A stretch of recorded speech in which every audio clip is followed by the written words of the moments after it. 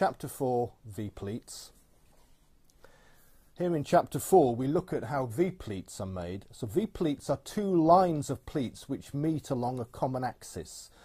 So here I'm going to show you how to make the basic formation by hand, with a square of paper folded first on a diagonal and then to open it. And now the valley fold that you have, to turn it backwards to make a mountain fold out of it, to make what's called a universal fold, so it can now fold as a mountain or a valley, there's no preference. To fold the paper here, and now to take one of the corners up to the 90-degree corner and fold,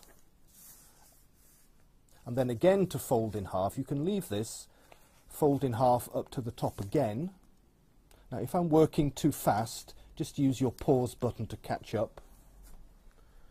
And one more time. So 3 times we fold up to the top edge quite firmly. So what this does by folding 3 times is to divide the paper into 8. So now with 8 folds that are a random collection of mountains and valleys, we're going to form 7 separate universal folds. So every valley fold turn backwards to make it a mountain, like the first one, the longest one.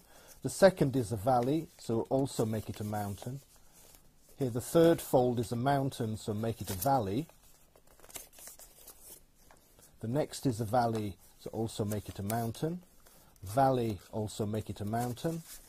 And then 2 more mountains at the end, so they become valleys, both of them, like that. So each of the 7 folds can now flex forwards or backwards with no preference. Okay, so now open the paper. So when you look, you'll see that you have these V forms from a very long one down the paper to the bottom where you have a short one. So now to pick the paper up and hold it with your thumbs on the front and fingers on the back, what we're going to do is to make the longest fold on the right into a mountain. And also the same on the left, to make the longest fold into a mountain. So here at the top corner just makes a little ear that doesn't quite know what to do with itself. So we're starting off, fingers on the back, thumbs on the front. The next V is a valley, so you can just begin to fold it here in your hands. So valley on the right, valley on the left, and then a mountain V.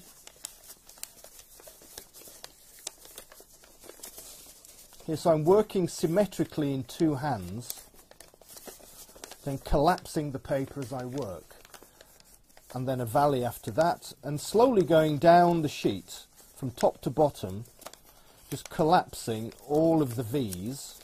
The last 1 or 2 need to be made perhaps separately.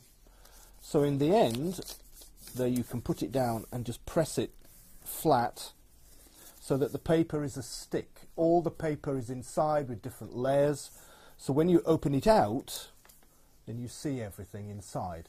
So with one movement this can open and close. So V-pleats have this property that they can flex from open to close. So later in the chapter and also later in the book, this idea is developed into quite complex forms.